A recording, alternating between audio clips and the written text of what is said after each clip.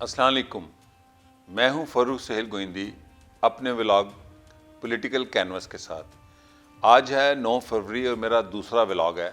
इस वक्त तकरीबन 6:10 हुए हैं। ये व्लॉग बढ़ाया है मैं इंतखाबी नताइज को सामने रख के, जो सरकारी और गैर सरकारी नताइज हैं उनको सामने रख कर। ये इतनी अहम बात है कि अगर हमने आज ये मसला हल ना किया, जैसे 1977 में जुल्फ़िकार अली भुट्टो ने इंतखाबात करवाए और उन पर धांधली का इल्ज़ाम लगा, और अगर वो फौरी तौर पर उसको मान लेते और मुज़ाकरात करके नए इलेक्शन करवा लेते 7 मार्च के बाद, तो शायद पाकिस्तान में मार्शल लॉ ना लगता और पाकिस्तान आज जिस तबाही में गड़ा हुआ है इस गड्ढे में ना गिरता। अब जो भी नताइज हैं, जो दावे हैं, मैं आपको बताता हूँ कि पीटीआई का दावा है कि इस्लामाबाद में से 3 सीटें जीती, जो कि किसी हद तक दुरुस्त है। सिंध से 61 सीटों में से 21 सीटें जीती कौमी असम्बली की। केपीके में तो स्वीप किया है जैसे शेख मुजीब ने ईस्ट पाकिस्तान में किया था, एग्जैक्ट वही, और बड़ा सेंसिटिव सूबा है। 44 सीटों में से 42 सीटें कौमी असम्बली की जीत गए। पंजाब में 141 सीटों में से कौमी असम्बली की उनका दावा है 109। ये उनके दावे के मुताबिक एक कम 180 सीटें हैं। ये सीटें कभी किसी को नसीब नहीं हुई।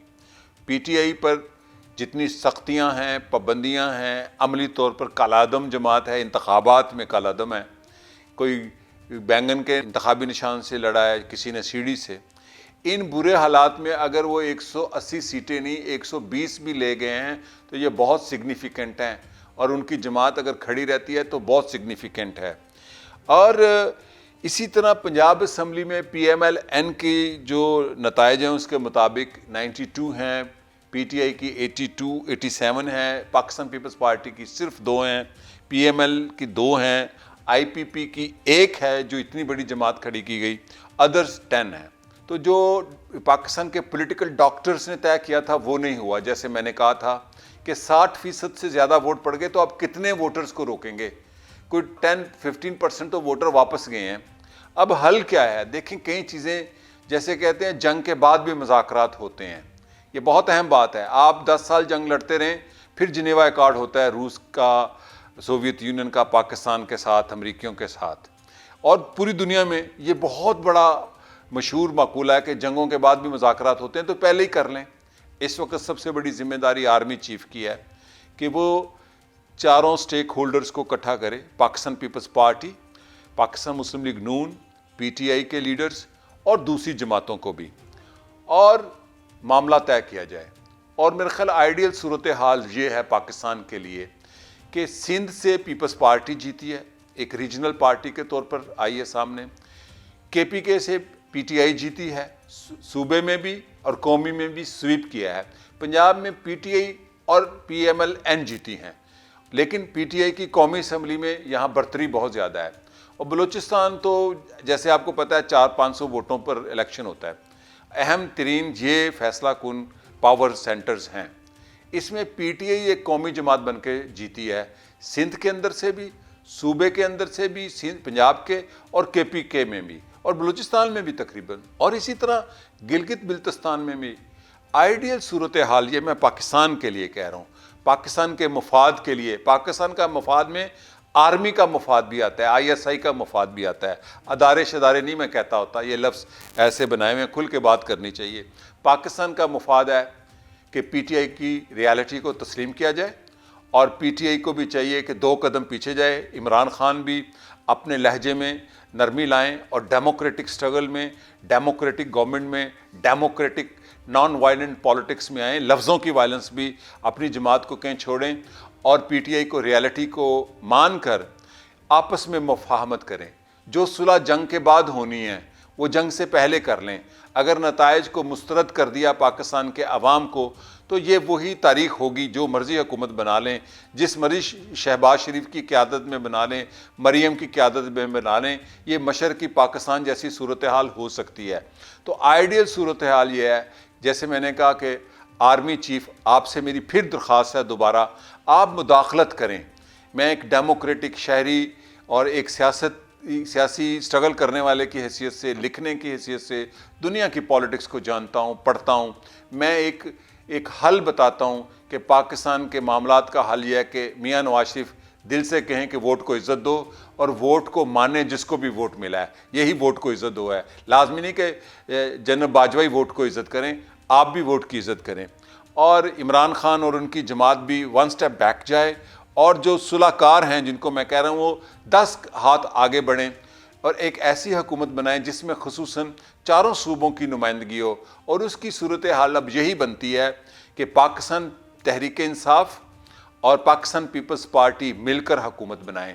یہ پنجاب کے لیے بھی سود مند ہے، سندھ کے لیے بھی، کے پی کے، بلوچستان اور گلگت بلتستان کے لیے بھی۔ پاکستان میں جو تناؤ بڑھ رہا ہے سیاست میں، یہ تناؤ پاکستان کے معاشی بحران کو انہینس کرے گا، پاکستان کے اندر جو خلیج بڑھ رہی ہے اسٹیبلشمنٹ کی، عوام کی، اس نفرت کو کم کرے گا۔ سب ادارے، ریاست کے سب ادارے، سیاسی جماعتیں بھی اس میں شامل ہیں، اپنی کریڈیبلٹی بحال کریں اور ایک نئے دور کا آغاز کریں، عوام کا دور لائیں، معاشی دور لائیں، مفاہمت کا دور لائیں، اقتصادی ترقی کا دور لائیں، صلح کا دور لائیں۔ یہی ڈیموکریسی ہے۔ ڈیموکریسی جنگ کا نام نہیں ہے، ڈیموکریسی قبول کرنے کا نام ہے، ڈیموکریسی دوسرے کو رسپیکٹ دینے کا نام ہے۔ ڈیموکریسی میں بنیادی طور پر طاقت عوام کی ہے۔ جب آپ عوام کی طاقت کو مان لیں گے تو اسی میں فوج کی طاقت ہے، اسی میں ریاست کی طاقت ہے۔ اور میں آخری بار پھر طاقتور اداروں کو، خصوصاً آرمی چیف کو یہ ریکویسٹ کرتا ہوں کہ آپ اپنا ویزیبل یا انویزیبل کردار ادا کریں۔ آپ ایک حافظ قرآن ہیں، اللہ تعالیٰ کے کلام آپ کو پورا زبانی یاد ہے، بہت مقدس بات ہے یہ مسلمان ہونے کے ناطے۔ تو آپ یہ مقدس فریضہ، پاکستان دنیا کا دوسرا بڑا اسلامی ملک ہے، اس کو کسی بحران سے بچانے کے لیے ایک ایسا مفاہمت کر دیں کہ وہ جو ووٹ کو عزت دو کہتے تھے وہ آج مجبور ہو جائیں کہ ووٹ کو عزت دو۔ مجھے اس سے کوئی غرض نہیں ہے کس کی حکومت بنے، لیکن مجھے اس سے غرض ہے کہ پاکستان کا جو بحران ہے سیاسی، یہ پھیل نہ جائے۔ یہ بلوچستان کے اندر جو شعلے ہیں، جو کے پی کے اندر شعلے ہیں ایک نفرت کے، جو پنجاب کے خلاف شعلے ہیں دوسرے علاقوں میں، خود پنجاب کے اندر، تو ایک ایسی وفاقی ریاست جو یوگوسلاویہ سے سبق سیکھے کہ جب ریاستیں بکھرتی ہیں، جیسے یوگوسلاویہ بکھرا، سربیا سب سے طاقتور تھا، اس کا کیا انجام ہوا، آج اس ریاستوں کا کوئی جانتا بھی نہیں ہے جو یوگوسلاویہ میں تھی۔ تو پاکستان نیا یوگوسلاویہ نہ بنے۔ آصف علی زرداری صاحب، آپ کمال کی ڈپلومیسی جانتے ہیں، آپ کوئی کردار ادا کریں، اور اس مفاہمت کے 2 دروازے ہیں، میں آپ کو نشاندہی کر دیتا ہوں۔ ایک فادرلی دروازہ ہے اور ایک ڈیموکریٹک پولیٹیکل دروازہ ہے پی ٹی آئی اور اسٹیبلشمنٹ کے درمیان صلح کا۔ ایک دروازے کا نام ہے لطیف کھوسا صاحب، جو پاکستان پیپلز پارٹی کے لیڈر تھے، پی ٹی آئی کے لیڈر ہیں، جیت کر آئے ہیں سامنے۔ اس دروازے کو استعمال کیا جائے اسٹیبلشمنٹ پی ٹی آئی کے ساتھ رابطوں کے لیے۔ دوسرے اعتزاز احسن بہت قابل قبول ہیں پیپلز پارٹی کے لیے، پی ٹی آئی کے لیے اور دوسری جماعتوں کے لیے بھی۔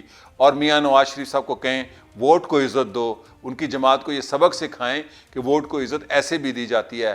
تو مفاہمت کی جائے، نہ کہ مزاحمت کی جائے۔ مزاحمت ہمیں اس گڑھے میں لے جائے گی، اس گڑھے میں دھکیل دے گی جہاں سے واپسی ممکن نہیں۔ یہ میرا تجزیہ 6:15 بجے تقریباً میں نے ریکارڈ کرایا، آپ 7:30 تک آپ دیکھ سکیں گے۔ یہ تازہ صورتحال ہے، جیسے میں نے پہلے وزڈم سے اپنے پروفیٹک انالیسس کیے تھے کہ پاکستان کا ٹرن آؤٹ 60% سے زیادہ ہوگا اور پی ٹی آئی کے حمایت یافتہ زیادہ جیتیں گے۔ میں اپنے وزڈم، مشاہدے، مطالعے کی بنیاد پر کہہ رہا ہوں کہ فوراً مفاہمت کی جائے، اور سب سے طاقتور شخص ہمیشہ مفاہمت میں پہل کرتا ہے۔ پاکستان کا سب سے طاقتور فرد، شخصیت آگے بڑھے اور ان تینوں جماعتوں کے ساتھ ایک مفاہمت کا فارمولہ سامنے لائے۔ اقتدار اور حکومت کا فارمولہ میں نے آپ کو بتا دیا ہے۔ پنجاب میں پی ایم ایل این کی حکومت بن سکتی ہے، کیوں نہیں، ہونی چاہیے، کوئی حرج نہیں ہے۔ پاکستان کے برابر حکومت ہے۔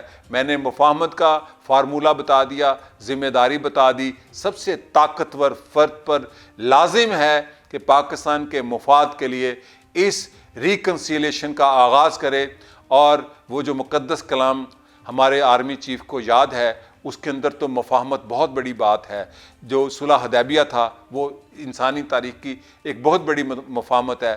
تو آج بھی پاکستان پر ایسا وقت آ گیا ہے کہ مزاحمت سے پہلے مفاہمت کی جائے، اور پاکستان کے مسائل کا حل یہی ہے جو میں نے آپ کو بتایا۔ آپ لاکھ مزاحمت کر لیں، جنگ کر لیں، پس منظر میں رہ کے ووٹ بدل لیں، رزلٹ بدل لیں، خدا نہ خواستہ میرا ویژن وزڈم کہتا ہے بہت خوفناک تباہی ہوگی، یہی ہے میرا تجزیہ، یہی میری خواہش ہے کہ پاکستان ترقی کرے، خوشحالی میں جائے، لوگوں کے اندر آپس میں، اداروں، عوام کے اندر جو ایک اعتماد کا بحران ہے وہ بھی ختم ہو۔ اسی کے ساتھ اجازت چاہتا ہوں، شکریہ اور خدا حافظ۔